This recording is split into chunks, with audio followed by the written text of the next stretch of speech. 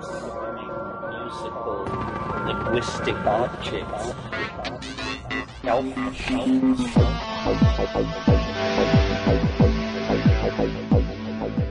Greetings from Cyberdelic Space. This is Lorenzo, and I'm your host here in the Psychedelic Salon. And to begin today, I would like to thank David P., who recently made a direct donation to the salon that I'll be using to help offset some of the expenses associated with these podcasts. So, David, on behalf of all of us here in the salon, I thank you for your help. Also, I'd like to thank all of my patrons over on Patreon.com. There are now 39 active patrons there. As you know, these fine fellow saloners are supporting my work in writing a new form of autobiography. And thanks to them, I'll be publishing it, directly into the public domain. That means that sometime around the end of this year, I'll be posting the finished book in several places online where you can download it in PDF and Kindle formats for free. And, in fact, if you want to print and sell copies yourself, that's going to be fine too. And no royalty is going to be required because my wonderful patrons, all of whom will be acknowledged in the book, well, these are the people who are essentially paying me up front to write it. And I'll tell you more about this once the project is finished, sometime near the end of this year. Now, today, thanks to the hard work of Frank Nuncio and the volunteers at Camp Soft Landing, we're going to be able to listen to a panel discussion that was held on the last day of August this year at the Burning Man Festival. Their discussion was titled Women in Cannabis, and according to the postcard that listed this year's Palenque Norte lectures, it was to be led by Emma Dilemma and Annie Oak. Actually, we're going to hear from several more women than just those two. However, since they didn't all introduce themselves by name, I'm not able to give you a complete list of all the participants. But my guess is that after listening to this panel discussion, you're going to want to get to know these amazing women a little better. And since this, at least to me, is a really uplifting story of ways in which the cannabis industry is now being led, in many ways, by women entrepreneurs, I think that we should also have a little reality check before we begin, just to remind us that the war on drugs is still far, far from over. You see, while the legal marijuana industry is growing by leaps and bounds, there are still a lot of people who not only don't have access to legal marijuana, there are still quite a few people being held in cages for very minor drug offenses in some places. Here's a name to remember: Fate Vincent Winslow. At this very moment, Mr. Winslow is serving life without the possibility of parole in prison in the state of Louisiana for selling $20 worth of marijuana to an undercover cop. Winslow is a black man, and he is in prison for life. The dealer that he got his pot from was white and wasn't charged. Winslow was found guilty of selling pot by a jury of 12 people. The 10 white people on the jury found him guilty, and the 2 black jurors voted not guilty. But the 10 white people predominated, and today Fate Vincent Winslow lives in a cage. His crime, a $20 marijuana bust. In case you missed it earlier, this is what I mean when I say that the United States of America is a failed nation. In a successful state, things like this just don't happen. I could pass along more stories like Winslow's, but I suspect that you already know many of them. My only purpose in beginning today's podcast with that downer of a story is so that our excitement about the great things that are now taking place in the legal cultivation and sales of this important plant, well, that we don't forget our compatriots who happen to be living in some of the more backward parts of this country and have no legal access to this medicine. But now let's hear some good news. Good news about the leadership roles that women have in the wonderful world of cannabis cultivation and sales. Annie and the Women's Visionary Congress did this, the Women in Cannabis Salon in Oakland this year. That was a really amazing opportunity for us to kind of raise women's voices in the cannabis industry, from like young trimmers to women who've been working in the industry and have shifted the culture and industry through the decades. And I think it felt really important that we be able to like share and talk about that here, and kind of continue to document and raise women's voices in the cannabis industry. Would you guys like to introduce yourselves? I mean, Annie, would you like to start? Sure. I'm Annie Oak, and I'm delighted to be here with these ladies. I am one of the co-founders of the Women's Visionary Congress, which sponsored this conversation about cannabis, which took place earlier this year in Oakland. I'm a cannabis consumer for over 40 years. And I just recently bought a pot farm, which I'm in the process of rewilding. And I want to talk about that a little bit. I'm Jasmine Victoria Hupp. I'm one of the founders of Women Grow, which is the largest professional networking organization in the cannabis industry. You can come meet other women in your area in about 24 cities on the first Thursday of every month. I feel like I have a long answer for this, and I'm going to try to keep it really short. So I often get asked how I got involved in the cannabis industry, and it honestly was such fate. Like, the cannabis industry chose me, and I'm just continuously evolving from, starting the first cannabis investment firm to really focusing on personal growth for professional development. And I most recently hosted a cannabis retreat for industry professionals and had 32 ganjapreneurs out in the wilderness with me, connecting and making space to really step into the opportunity to make a new industry. Yeah. I help people keep their businesses up and running with training and professional development. My name is Maureen McNamara, and I'm the founder and chief facilitator with Cannabis Trainers.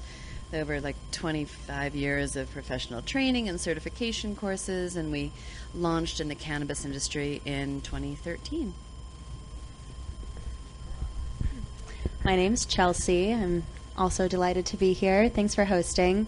I am the business development sorceress at Kikoko, which is a cannabis-infused herbal tea company based in the Bay Area.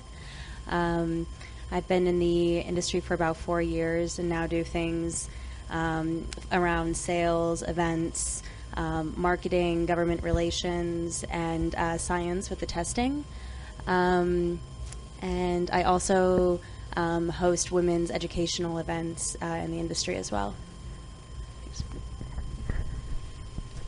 I'm Laura Notini. I'm really excited to be here. My first burn, I got really heat sick, and seeing my friends speak here was one of the only things I got out to do. So it's really cool to be up here today. I have been an activist for marijuana legalization for 7 years, and 2 years ago moved to Portland, Oregon to pursue jobs in the industry that I tried to help create in other states I've been in. I used to organize the biggest weed rally and parade in New York City. And yeah, now I've been trimming and living in a state where it's legal, and it's fascinating to have gone from the East Coast to the West Coast.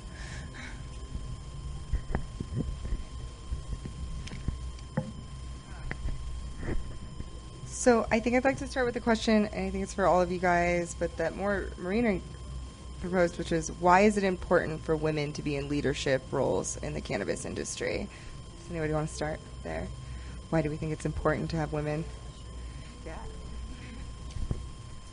I think it's tremendously valuable to have women in leadership roles in the cannabis industry, because there's, not that this plant is new, the plant is ancient, but our capacity to have this fully in the light is an opportunity to influence with a lot of feminine energy. And it's a unique opportunity when there's, and again, kind of a new industry to play in and to bring your talents and wisdom into it can influence the way legalization continues to occur and how ending prohibition happens.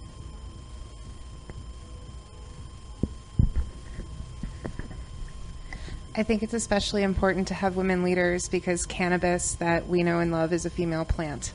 And that is so integral to everything. And it cannot be a completely male situation because it is the female that is giving us all of this wonderful experience. And I think that's really important to remember.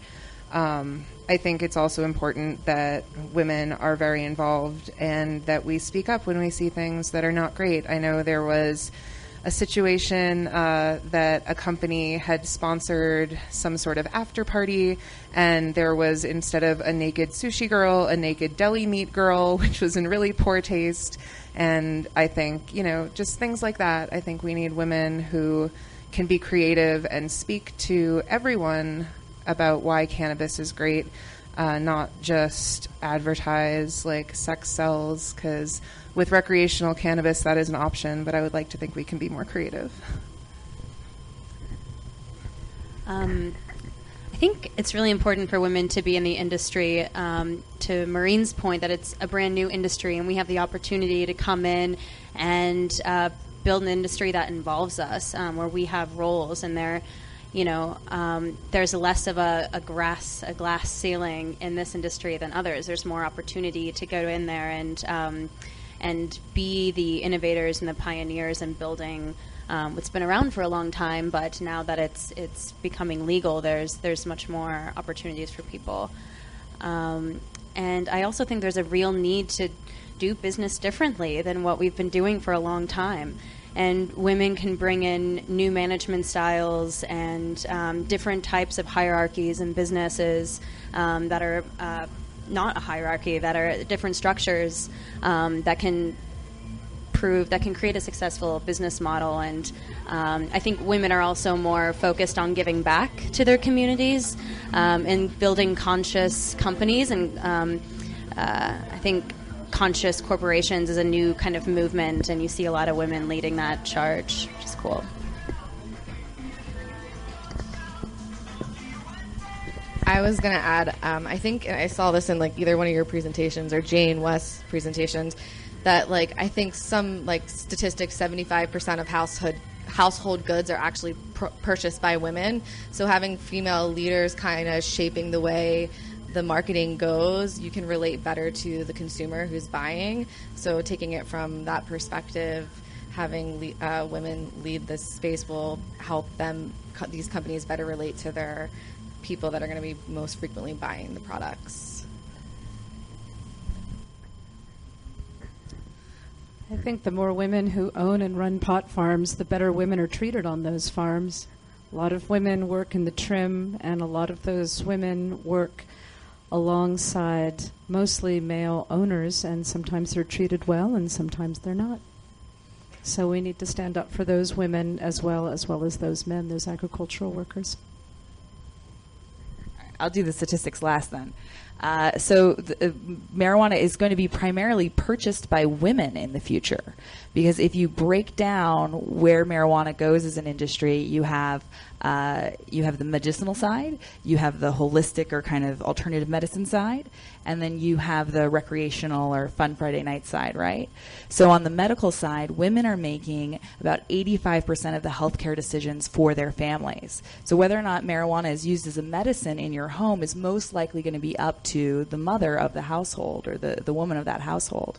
Then when you move into the holistic side, we see that women are the top purchasers of all those alternative trends: yoga, acupuncture, body work, etc. So if you think of cannabis and body work, or cannabis as an alternative health method, again, women are going to be in charge of that purchasing decision primarily. That really only leaves the recreational side, where we see that women are buying the majority of wine in terms of take home, and they're desperate for an alternative to alcohol on a Friday night. And so that's where we see women totally dominating the purchasing side, which is why you want women running your company.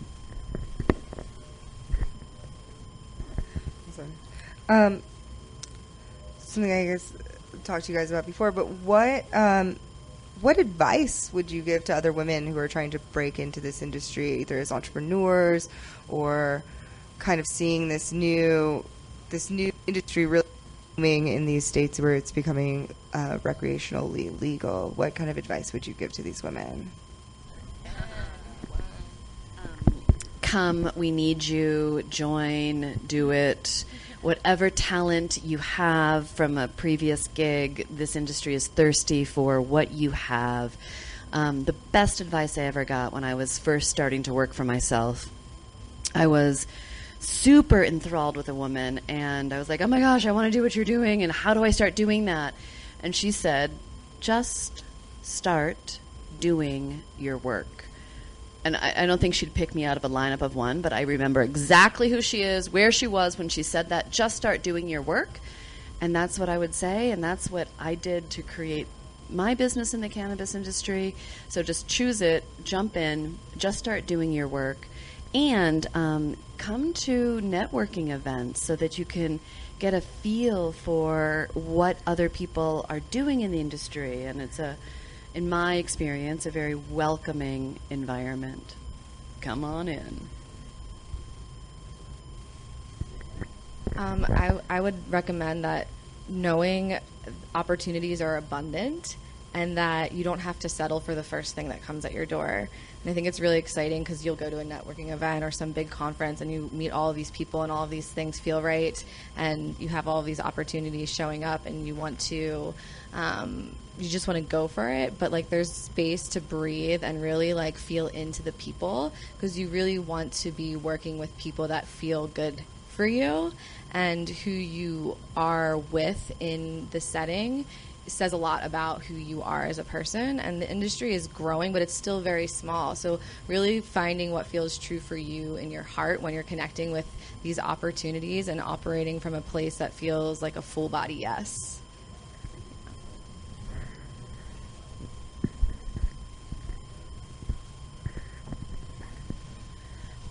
My advice would be to be educated, to get educated about the plant and everything that goes into it. Like, I know I've encountered many bud tenders that don't really know what they're talking about, and it's really disappointing. And I think it's not a good look for our industry.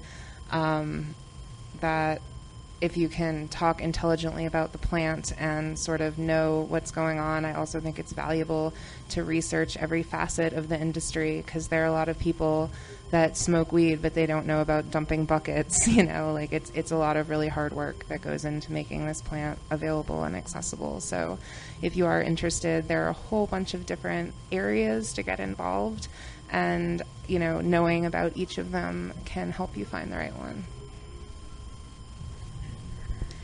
I think research is really important, and having your own knowledge about the plant and the different parts of the industry can sort of help you decide where to get involved. When I tell people I work in the cannabis industry, a lot of folks still assume that that's either growing or working as a bud tender. A lot of folks don't realize that there are PR folks, there are business development folks, there's sales, there's marketing, there's education, there's trainers, there's folks who are leading retreats. I mean, it's a massive opportunity, and there is so much opportunity right now. So I think knowing what you want and what your own values are, and finding a company that aligns with those ethics and values. For example, I first started in this industry with a vape pen company in Denver. And it was really valuable because I started at the bottom and learned extraction and learned the science of the plant and how it works to make infused products. But after a while, I had a really hard time knowing that all these cartridges and small battery pieces were just kind of littering the planet. They were all disposable. And that eventually led me to leave the company and find something that was way more eco. And that was a value I realized over time. So I think that's an important part going into it. And then also being an agent of the movement and of the plant. I think women are key to ending the stigma in cannabis. And when there's a well-spoken woman next to you who says she works in cannabis, you know, if you're a conservative-minded individual, that might sort of shock you a little bit or open your mind. Especially if you're sitting on a plane and talking to a stranger, and just very proudly say, I work in the cannabis industry, and being able to be an agent for the plant and what you're doing is really important. what are some things you guys would like to see in the future of the cannabis industry? Does anybody want to see? I'd like to see more awareness about environmentally sensitive growing practices. Somebody who just bought a farm that's been used to grow cannabis for 25, 30 years. Some of those practices are really hard on the land. Some growers do a good job being environmentally sensitive. The growers who own the farm that I bought fortunately did not use pesticides or fungicides, but that has been relatively common. I had to test all the soil and water before I bought this farm.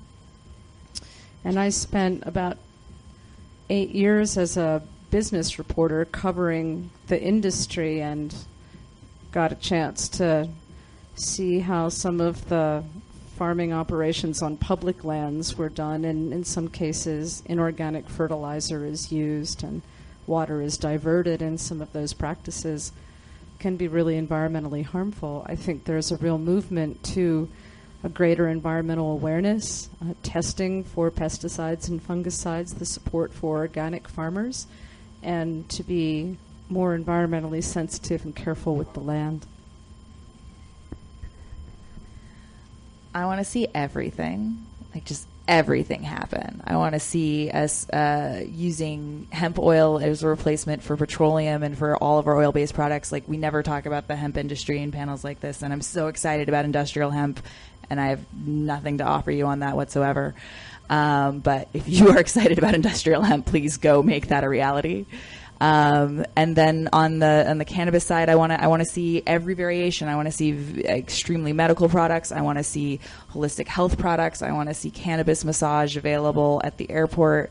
I want to have my edible served to me on a plane, although the air pressure kind of makes you might faint. Not that any of us ever did that. And then, and I want to see it as a fully embodied, great recreational option, and a replacement of alcohol and cocaine being kind of our party drugs. I'd like to see more conversation around the stigma, like on a deep-rooted level. I personally was in the industry for 3 years, and I moved home because I was dealing with my own illness. And I was wondering why the cannabis wasn't working for me, right? I was known to treat all of these symptoms. And because I was back in my parents' house where I lived and grew up and got punished for smoking cannabis, I was able to access this stress recording in my body that was blocking my ability to integrate the medicine. And it's because my mind knew that it was right, but my body was so used to going home after consuming and dealing with my dad, like staring me in the eyes and like trying to confront me with my usage. And he would search the car when we got back from school and find like a seed and be like, I found this in the car. And I'm like, oh God, Jesus Christ, Dad. So there's like a lot of conditioning around how bad it was, and you think about the DARE campaigns and all of this feeling and knowing that like on a collective level there's so many people that have died because of this, families have been broken up, the Mexican drug cartel, so it's pretty violent. And when I was home and dealing with my illness, I was smoking and I was hiding it from my parents still, even though I knew it was a medicine, even though I worked in the industry for 3 years, even though my parents fucking invested in cannabis companies then. And so I was like, oh my God, I still feel like I'm doing something wrong. And so finally realizing that allowed me to drop into the medicine from a place that it became a teacher plant, right? Because we think about ayahuasca and ibogaine and all of these plant medicines that really help us get a reality check on what's clear for us and our truth. And I started working with cannabis in that way, in that form. And the only reason why I got there is because I recognized how deeply ingrained I thought that this was wrong. I mean, there's people that have cancer and they are given prescriptions for cannabis and they won't take it because they feel like they just don't think that's right. It's bad. It's illegal. It's a Schedule I drug. right? So it's like there's so much work to do around healing the consciousness around cannabis. And so I'm really looking forward to bringing that awareness further into the industry and seeing more of it. I look forward to medical professionals being trained in the endocannabinoid system. That when my mother, who's healing lung cancer, asks her doctor about cannabis, because I begged her to, and he's like, yeah, I don't think that's going to be a contribution to you in any way, that she would get a different answer. Along with that, I'd love to see more and more research so that as the paradigm shifts and as my mothers of the world would consider plant medicine, that, you know, she'd have something, and there is research, but more tangible to be like, I'm telling ya, it could help. So that's what I'd like to see. Research was also my hope for the industry in the future, and it's happening. But I think we're going to discover a lot of really amazing things about what the plant can do that we might know empirically, but don't have really hard evidence with specific ailments or certain issues. But you know, like our goal as a company at Key Cocoa is to get women and the people off of pharmaceuticals and provide an alternative for alcohol. That's really what we're trying to do. And I think only when there is a full integration, like what Jasmine was talking about, and this research, can we truly do that? Because there's a little bit of research out there, and as a product creator, we can create products on that research, but it's shaky. There's a lot of sort of empirical evidence. There's research from the University of Mississippi, government research that uses really poorly grown cannabis that doesn't yield very many beneficial effects, or doesn't have the real the same type of terpene and cannabinoid production as other cannabis plants grown in places like California or Colorado or Oregon. So I think when this research comes out, that's just going to really change the game for both people who are creating products and who are educating and using. It's going to be a nice big shift. I, too, look forward to cannabis everywhere. I think that it's really important to have full access to it. I use it for migraines even sometimes. I think it's safer than a lot of over-the-counter meds that people take. And so people think of medical marijuana as needing a specific condition, but there are a lot of ways to use marijuana medicinally that have nothing to do with like a chronic condition. It could be you have a sunburn and you want to put some salve on it, or like you bumped your knee, and that's going to help there too. In fact, I think topicals are fantastic because they're a really nice way to ease people into the idea of using cannabis differently. They're not psychoactive, and they can really just help the body feel better. I also look forward to home grow being a thing that is everywhere, and people being able to really have a relationship with the plant in the way that they want. A lot of people won't want to take the time to grow their own plants. They'll want to go to a store and get something that's been made for what they're looking for, and that's great. But I think if you want the opportunity to grow your own plant, then that's something you should be able to do. And I love writing recipes and teaching people how to infuse their own cooking oils, because I think that can be very empowering to be able to create your own medicine. So I just look forward to seeing every single part of the situation, from home grow to like widespread cannabis products that anybody can use.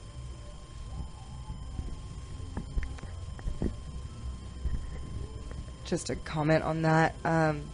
It's such an interesting thing I have two grandmothers, one of which was from Japan and has bad arthritis, who I've been trying to get to use medical marijuana and medicinal oil and stuff like that forever and ever. Just like, check it out.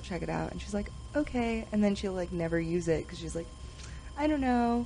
And then on the opposite side, my father's mother who came here as a Mexican immigrant to work on farms, they would take cannabis and they would make salves for like working farmers, when they were sore, would be using that, and that was just a traditional thing that was done with poor Mexican farmers, that they would just get the marijuana and they would grind it down with some fat and they would use it on sore joints and sore parts of their bodies. So it's an interesting parallel to see, like, the culture of, like, the integrated culture of, like, no, this is terrible, and also, like, no, this is medicine.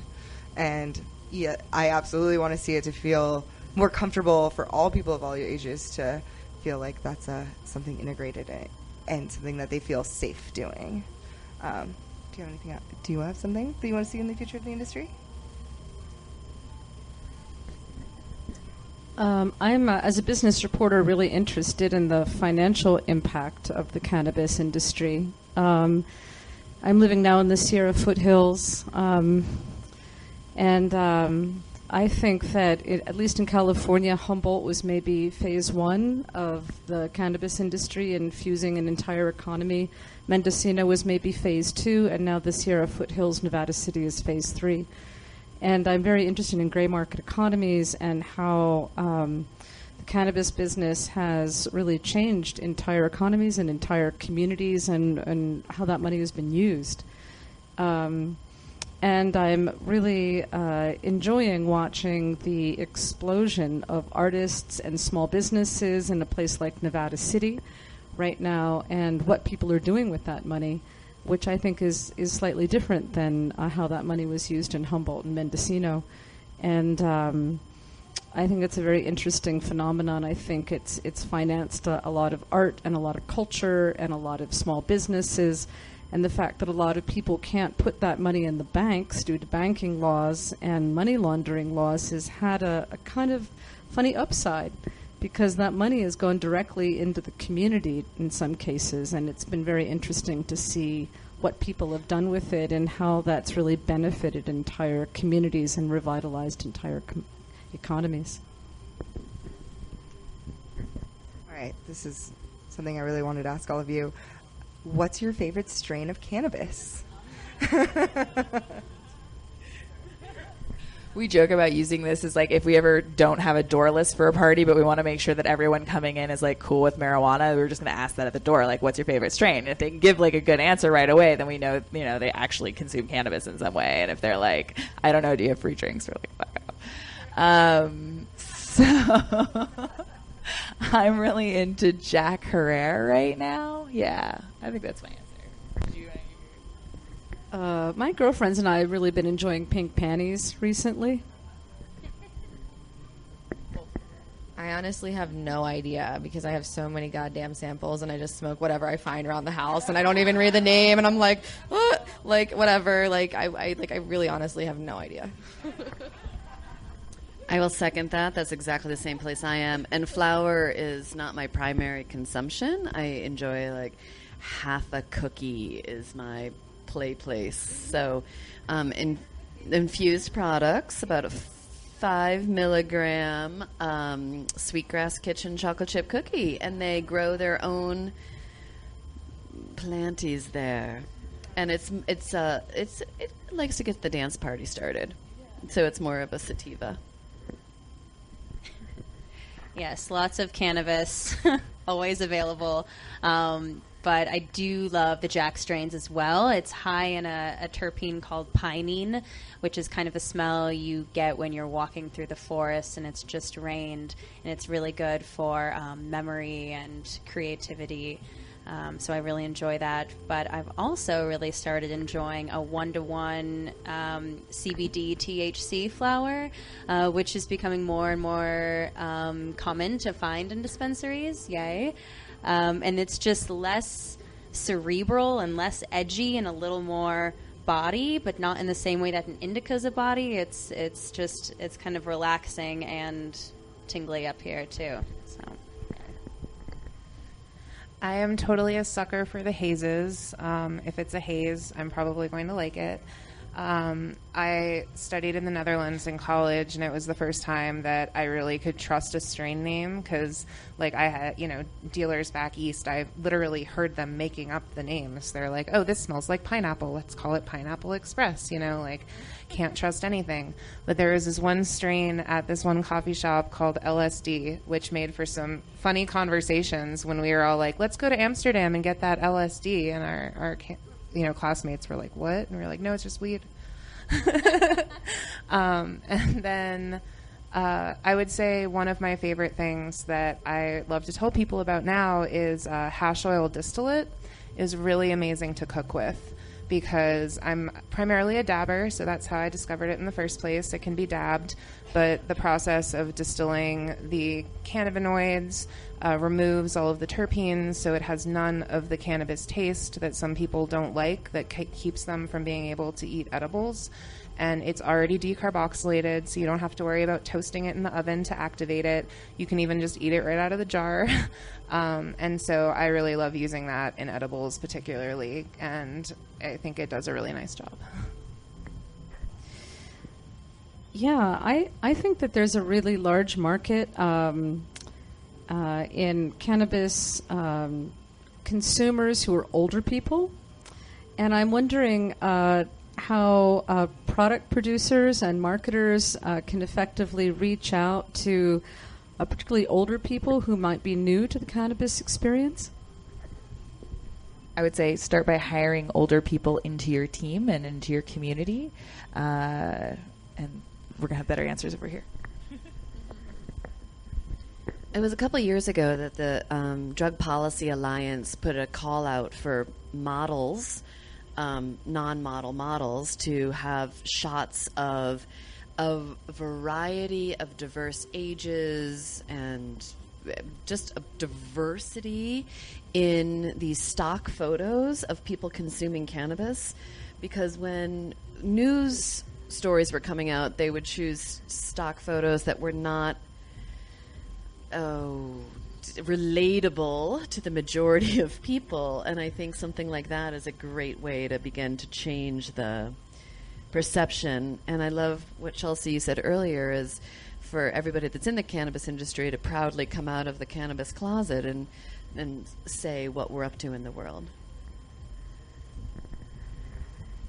I think if your story as a cannabis company has, if the founders are older people or if it involves, older people, to really tell that story and make that a big part of your company's identity. And I think educational events is a really strong way to reach these folks. And I think making it, reaching out to maybe assisted living homes or directors of these facilities that work with older people, a lot more of them are becoming very receptive to learning about cannabis. And I think that's where, I've got my grandma to use cannabis for her arthritis about 2 years ago because she called me and she was finally like, I'm in so much pain, I'll try anything. But it took her a while to get there. And it's all about the education for these folks. So providing a space and putting together a couple-hour tasting event, an educational event with non-medicated and medicated options is a really good way to bring people in. That's good. I think putting things in relatable forms can also be really helpful, like full extract cannabis oil or FECO, or RSO, depending on what you call it. People use that for cancer treatment, and you can eat it right out of the syringe, but a lot of people put it in capsules, and that makes it pretty approachable to just take a capsule, and that's like taking a pill, or putting it into an edible or using a topical. I think topicals are a great gateway because they don't break the blood barrier, and they're just really helpful, and you can tell immediately that they are helping. And so I think, focusing on things like that, it's not like you're sitting around smoking a big bong, although that can be very fun. There are lots of different ways that can make cannabis more approachable. So definitely getting the word out about that.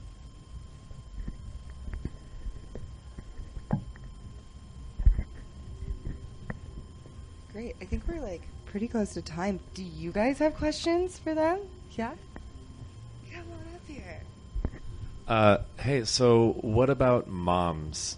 In the California push for legalization recently, everybody was like, oh, but moms are going to be like, oh, but think of the children. And they're going to be this big pushback against legalization. Do y'all see like ways to get through to moms? Do y'all see like this is a non-issue? Are moms just like not going to give a shit? Are like moms going to be like, you know, is it about older moms, like older people being like more conservative, and then like as today's 15-year-olds become moms, they're just not going to give a shit and be like, whatever, my kid's a pain in the ass, I'm going to stop crying, I'll smoke a J, right? Like, how do you see this dynamic playing out? Are they like allies or a tricky demographic in like legalization or what have you? I think the most surprising thing was that the starting seed of legalization, successful legalization, it was actually by moms with these epileptic kids, right? Like the big turnaround in public opinion on marijuana happens around Sanjay Gupta coming out and being like, hey, I was wrong, I'm America's doctor, and these kids really need this medicine and it works. So moms are an incredible strong ally for legalization if they have had any experience with the product. But then, of course, we also have tons of moms and tons of dads who are scared of cannabis or really don't necessarily know a lot about cannabis itself, but are afraid of the consequences of prohibition. Yeah, I was actually going to say something similar. I was at the signing of the bill in Pennsylvania, which was, I think, 2016. And everybody that was in the room, like the majority of the people were all moms with their children. They had very sick children. And a lot of them were wheelchair bound. And it was just so empowering to be with all of these mothers that actually really, forced that bill to be passed. And I'm friends with Dalen Leach, the state senator who authored the bill. And he said these people would sleep on his floor just to keep the needle moving forward with this one. They wouldn't give up. And then you said something about, you said something about, how do we change the way people are relating to cannabis, and is it so many, I'm probably not repeating this right, but there's something that inspired what I'm about to say now.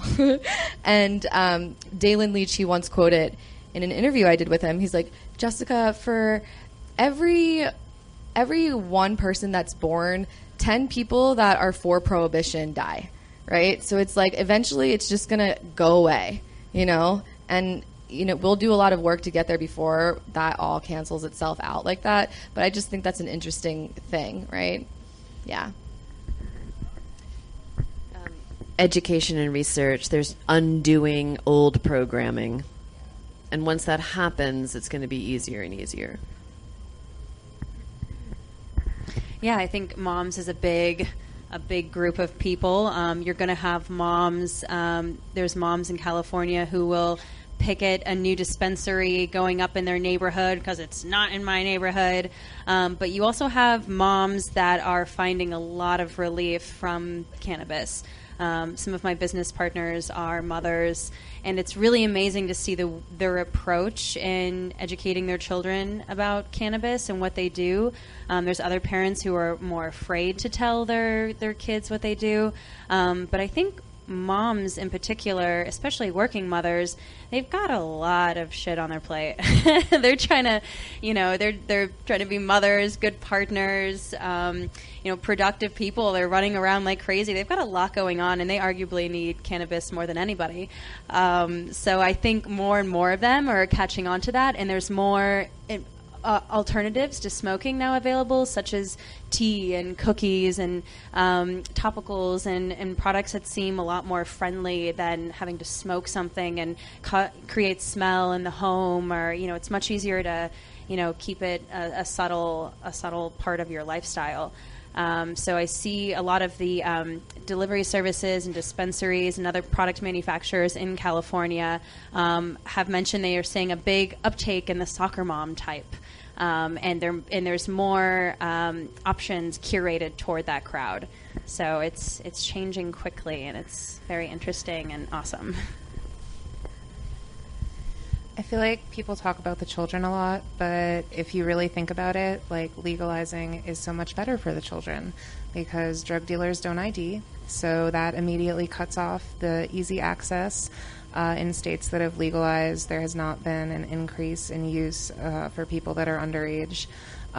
If you're a parent that has a child and, realistically that child may experiment with cannabis, they might be facing all sorts of sanctions. Like students have had their federal student funding taken away because they were caught with a little bit of shake.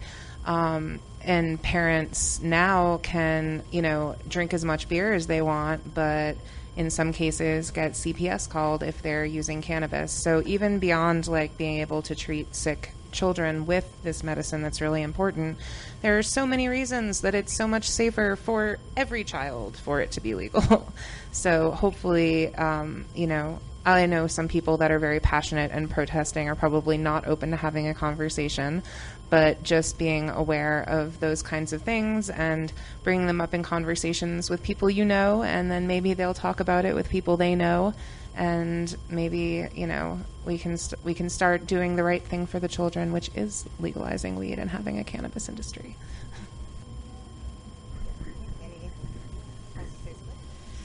I look forward to a time when the use of cannabis is not used in child custody cases against women and mothers, and when the Department of Youth Services does not try to take away the children of women who use cannabis. And both those things still occur across the country, and I think that's worth fighting against.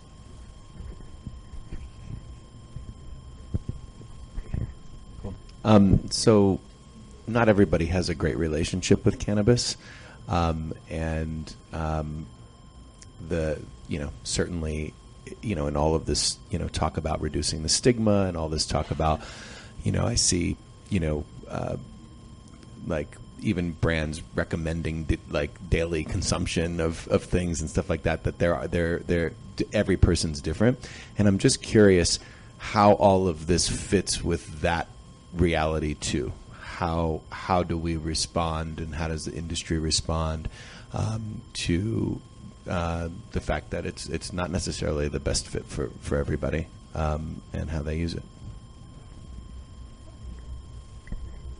So when people feel like cannabis may not be for them, A-OK, and to still encourage the awareness of medicinal benefits and the ending of prohibition and all of the repercussions and ripple effect of that is so powerful.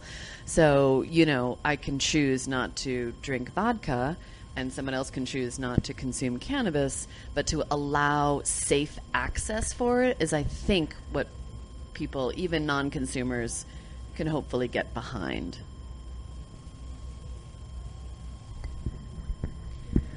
I think there is a big underlying theme in cannabis, which is having the freedom and the civil right to choose your own medicine. And for some folks, that isn't cannabis. And I think that's important that especially new industry members, as they join our industry and start working in the business, that they learn that as well. Because we all have these endocannabinoid systems, much like a skeletal system or a nervous system. We have our endocannabinoid system, and we all produce our own cannabinoids called phytocannabinoids. And some folks just, have enough, or they, whatever the science is there that we're the neuroscience, we might not need an infusion of external cannabinoids in our systems, and everyone's different, and that might be because there's variation in our CB1 and CB2 receptors in our body, or we just have different placements of them. So it's going to be super interesting to learn why it's really beneficial for some people and not. And I think it's really important to guide people, whether you're a bud tender or someone who does education, that experimentation is really important, because we can all drink a glass of wine and generally feel the same thing, but cannabis leads to can be a very different experience for a lot of us too. I think that, cannabis is great for most people, whatever that means. It doesn't necessarily mean you're using THC. CBD has a lot of great properties, and it doesn't get you high and anxious the same way that THC does. Maybe it is using a topical that doesn't break the blood barrier. Maybe it's taking advantage of industrial hemp. Like, there's all sorts of amazing things that can come out of this plant, even if you're not putting it into your body or using it in the way that people think. And I think it's important to evaluate each person's experience and why they've had a negative experience. For example, with dabbing, I've written a few guides for beginners because it can be really intense, and I've talked to a lot of people that are like, oh, I'll never do that again because I got sweaty and anxious, and they had just had one that was way too big, and it's unfortunate. And then I've been able to help people have really good experiences when they've tried it again, because you can just get the little flavor and it's so good. So yeah, I think if somebody, or maybe somebody ate in a whole entire edible, we had some writers do that when weed first became legal, and it's too much. So maybe just try 5 milligrams and see how that goes. So I think, yeah, there's definitely a person-to-person situation, but hopefully everyone can enjoy at least the hemp part.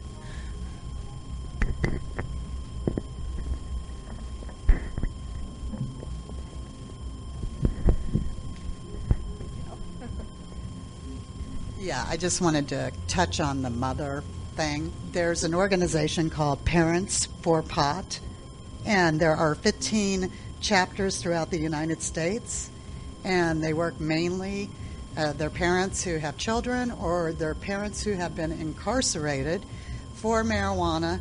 And our organization, I serve on the Alaska board, we try to help people who are suffering from, the prison system, family members being involved in that, and also the education and medical. So Parents for Pot. It's Parents 4 Pot. Thank you for sharing. Thank you so much. Thank you, Tanya. And then we have to respect Annie. Actually, just to touch on Troy's question, just to share, in my dream world, marijuana and the excitement around the cannabis as a medicine that's been generated in the last decade would ideally lead a more mature way of looking at medicine in general, that especially in plant medicine, that every one of us is different, and we have to understand how our body works and realize that there's not one answer for everybody. And that's true about the pharmaceutical, conventional medicine industry as well, but that's not how it's presented, and that's why people think, oh, it works, then it works. Anyway, but my question is actually about what your perspectives are on how the growing cannabis industry and women in cannabis particularly can intersect with social justice and criminal justice, and what's happened where there's a privileged class that are getting to use cannabis in a more conscious way, and obviously not all over the country, but there are millions, I don't know, there's so many people of black and brown color who are in prison for cannabis at the same time, and I'd love to see this industry, our industry, be more proactive in fixing that problem. So the really cool thing about the cannabis industry is you have a really diverse group of people coming together, and you have your Wall Street bankers and your counterculture hippies, and there's a lot of opportunity to do good, because a lot of the people that are applying for their license to get these grows and manufacturing things going, they have to talk about their community plans and how they're going to give back to the community where the center is going to be. And I'm thinking specifically about Oakland, California. They have this project called the Hood Incubator, and there's also an equity exchange program that works with people that have been incarcerated to get them linked up with companies who will work with them to help them create a company and just make up for the suffering that they've done. So that's like a far advanced example of something that the communities are doing to address that very problem. Yeah, I think maybe Oakland started this trend, but in applying for our license in Emeryville, a big part of the application is how is your company and your placement in our city going to help the community. And they don't ask for anything specific. They are asking the folks writing the application how they can help the city. So they're encouraging folks to research what the city is lacking or what opportunities there are to give back, and then to create a plan for that. So I think there's a really exciting opportunity for local government to get involved here and create a program for license applications to encourage that. Yeah. I think it's also being mindful. I definitely helped organize a lot of events in New York City, and we always made sure that we had a diverse group of speakers that included women, minorities, all sorts of people that can really give perspective on every facet of the situation. So when there are events and opportunities to share people's stories, I think it's just very, very important to include those stories for sure. And, education, everything. But it really is just talking to people. That's what changes people's minds and helps progress move forward, or the personal connections. So.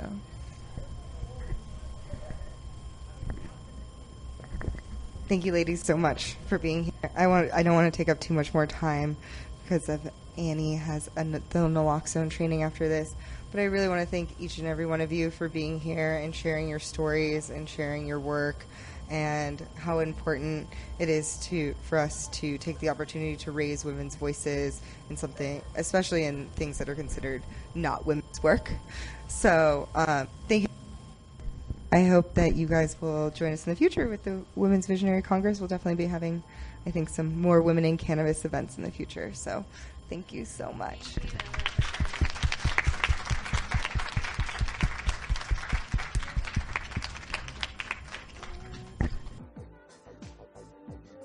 You're listening to the Psychedelic Salon, where people are changing their lives one thought at a time. I think that all of us here in the salon would like to thank these women for helping to build the cannabis industry. And I also want to compliment them for being so courageous about speaking out and organizing events to help educate people about the benefits of this wonderful plant.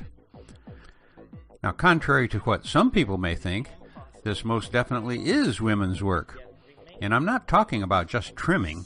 Organizing and operating a cannabis business is as much women's work as it is men's work. As a daily toker, I salute you all for your hard work and for the risks that you've taken to push this issue along to where it is now today. Well done, you cannabis workers. This is, well, it's turning out to be kind of an unusual podcast for me. Usually I try to keep things upbeat, and if I hadn't brought things down a bit with my introduction, well, this would be a real rainbows and bunnies podcast. But there are things about life which we sometimes have to confront, even when they aren't all that pleasant. And one of those things, of course, is death. And so I'm going to close today with a little remembrance of one of our fellow saloners who has now moved on to another dimension. His name was Rob O. And to tell the truth, I've never met Rob, but I think that a few years ago he and I interacted on some forums back during the time that the Dope Fiend was still doing his podcast. Anyway, a week or so ago, one of my Twitter followers and fellow saloner, Mark from VAT Records, posted a tweet that read, "A great supporter of the show from the early days, Rob O., friend of McKenna, passed on last Saturday. Journey well, old friend." Well, I got in touch with Mark to learn more about Rob, and this is what he said. Unfortunately, Rob passed away last Saturday at the age of 65 from natural causes. He appears to have died peacefully in his home. Rob was a well-loved Welsh psychedelic legend. He was introduced to shamanism by Terence McKenna, and Rob then introduced many others, especially through your podcasts, which he would distribute to would-be psychonauts, along with other things. Rob cultivated sativa plants at home, using them and his knowledge of shamanism to defy the odds against 30-plus years of lung disorders. He was well regarded and will be sorely missed by all who knew him. And, in my opinion, I think Rob will also be sorely missed, even by those of us who didn't know him personally. I can still remember the first time that I read the famous meditation that John Donne wrote in 1624, almost 400 years ago. And part of it goes like this. No man is an island entire of itself.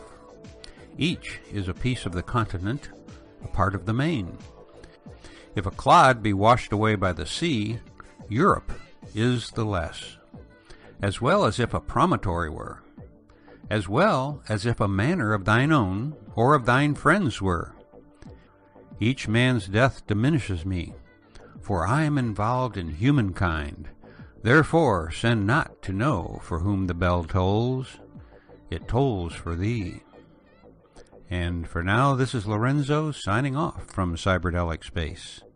Be well, my friends.